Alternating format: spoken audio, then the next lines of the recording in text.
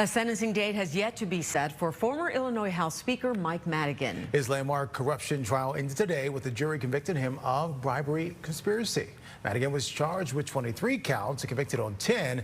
The jury found him not guilty or deadlocked on the other charges. So the big question tonight is, will Mike Madigan, the conviction, have any impact on corruption in Illinois? Dane Placko picks up our extended team coverage with that part of the story. Dane?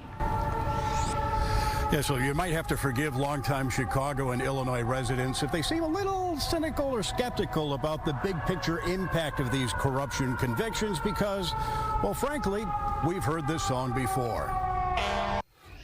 The citizens of Illinois have a right to honest, clean government. If that sounds familiar, it should.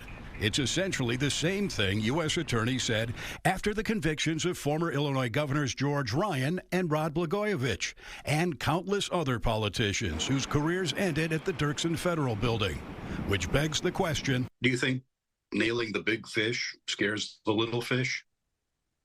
Well, it hasn't. Former FBI agent Ross Rice says despite all the high-profile political corruption cases culminating in today's conviction of Mike Madigan, many Illinois politicians don't seem to get the message. It should send a message, and the cases you referenced sent a message as well. The problem is elected officials in Illinois, for whatever reason, don't hear that message or they don't heed the warning. But others say the Madigan conviction could sound alarms for other politicians because Madigan was supposedly untouchable. Because remember, he was the guy that was supposedly so smart and didn't use his cell phone, didn't communicate in certain ways. Nobody was ever going to catch Mike Madigan. Well, they did catch Mike Madigan. Others believe the Madigan conviction should spur new rules and ethics reforms in Springfield. I also think it will fuel an effort to reform state government.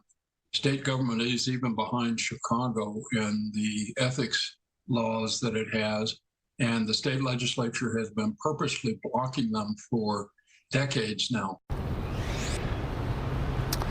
And here's another wild card. We're also hearing concerns from people about signals being sent out of Washington in the Trump administration that they may not be as aggressive in prosecuting public corruption cases, as evidenced this week's pardoning of former Governor Rod Blagojevich.